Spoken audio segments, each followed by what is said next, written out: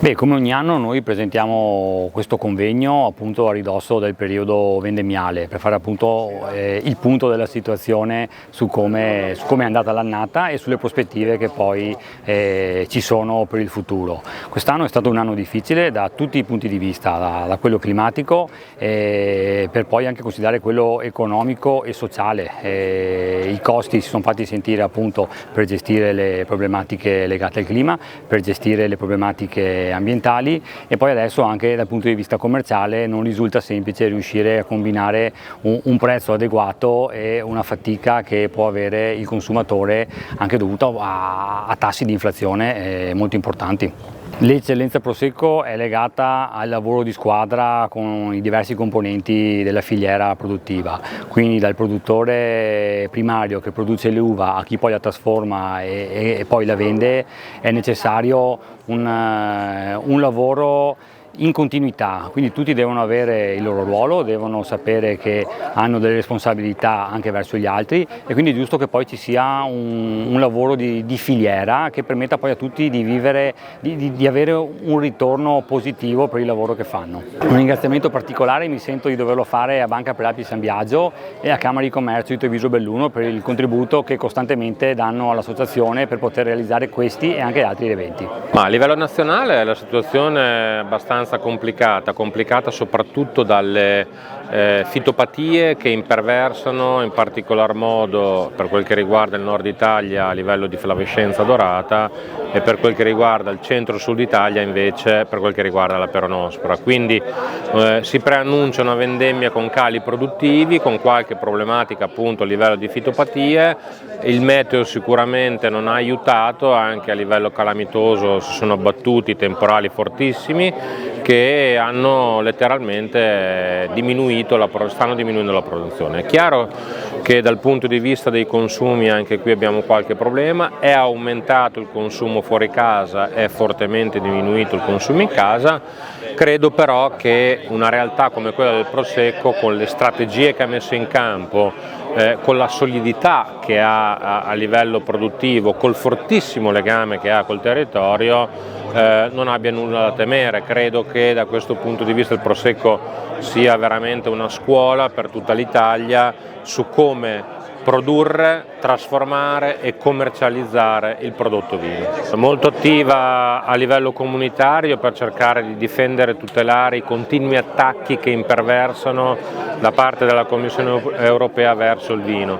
Dall'altro canto sul tavolo di filiera nazionale è impegnata per fronteggiare le diverse problematiche, come si diceva prima il tema delle fitopatie, non solo cercare di fare più promozione, rilanciare i consumi a livello nazionale, ma anche fare promozione del nostro prodotto all'estero. Quindi cerchiamo in tutti i modi di stare vicino ai produttori, cercando di difendere e tutelare il patrimonio viticolo nazionale, ma dall'altro lato anche cercare di commercializzare di più e meglio il nostro prodotto. Ma in questo momento qui la situazione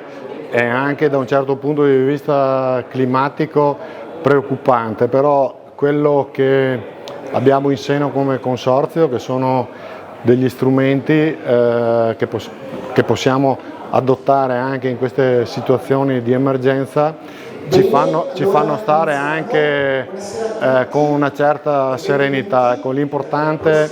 in questi momenti qui non possiamo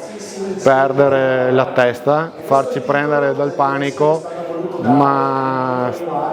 così aspettare intanto che finisca questo periodo di calamità e poi di conseguenza andare ad adottare quei provvedimenti come l'anticipo di data e l'utilizzo della riserva vendemmiale, il destoccaggio eventuale dei 30 quintali che sono stati accantonati per andare a sopperire alle esigenze dell'annata. Ecco, non si può essere sereni, tranquilli, ma rimanere comunque obiettivi nel giudicare il periodo, ma con i piedi per terra, i nervi saldi. Credo sia andato in firma oggi il decreto sulla riserva vendemmiale, quindi è il terzo anno consecutivo che chiediamo questa misura espansiva sulla scorta del fatto che la denominazione sta bene in un momento in cui il vino sta affrontando qualche difficoltà, non tanto dovute al fatto che è vino, ma perché a livello generale su quasi tutti i mercati c'è un concetto inflattivo che sta contraendo i consumi. Per fortuna la questione ci sta solo sfiorando, non ci sono grandi, un po' di rallentamento ce l'abbiamo anche noi, ma siamo ancora in territorio positivo, quindi sulla base annua continuiamo a crescere, ci sentiamo più sicuri a proteggerci con la riserva vendemmiale, questo è stato fatto. Dal punto di vista del vigneto in campo il supero c'è, i vigneti stanno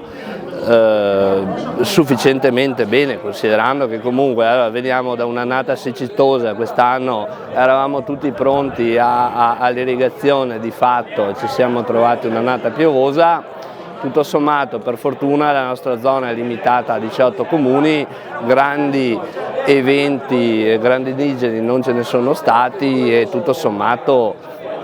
se mi guardo in giro, l'Asolo Prosecco, ripeto, sta bene sia in vigneto che per quanto riguarda il mercato, quindi considerando il momento io sono contento di come siamo messi. Il sistema Prosecco che è un sistema aperto, ma non solo perché genera un indotto come tutti i sistemi, ma anche perché è un indotto sul territorio, sulla bellezza del territorio, che di per sé porta alla scoperta seguendo la linea del bello, così come fa il turista quando viene da noi. Allora questo territorio è bello anche perché c'è un'opera dell'uomo che disegna delle colline, che le rende belle, che porta a farle scoprire. Portando il turismo si genera un volano per l'economia, per il commercio, per i servizi, ma anche per le comunità che vivono, per i paesi, per la nostra residenzialità. Per chi è orgoglioso come noi di vivere e lavorare in un territorio del genere, credo che lo sviluppo turistico sia la strada del futuro. Come imprenditore e come rappresentante degli imprenditori di Confindustria dico che in questo momento è un momento di, come si può dire, di difficoltà data dal fatto che non c'è una stabilità per quanto riguarda una serie di fattori che abbiamo affrontato, dall'energia, dal gas, dal vetro, dalla carta, perciò abbiamo incontrato difficoltà soprattutto nel 2022, ma malgrado queste difficoltà il Prosecco, il vino, ha avuto una stabilità e questo ci ha aiutato, ma soprattutto la capacità, dico io, di noi imprenditori, siamo riusciti a darci da fare e a sviluppare lo stesso il mercato, soprattutto sull'estero. La mia azienda fa il 93% di estero, perciò di questo sono consapevole, lo conosco, ma ho visto molte altre aziende che hanno sviluppato molto lavoro all'estero e con questo siamo riusciti a fare un ottimo lavoro in questo settore e soprattutto chi ci aiuta è il Prosecco, perché il Prosecco siamo aiutati anche da un consorzio, da tutti i consorzi, ma soprattutto dal consorzio DOC che investe molto sull'immagine e sulla pubblicità che ci sta facendo in tutto il mondo.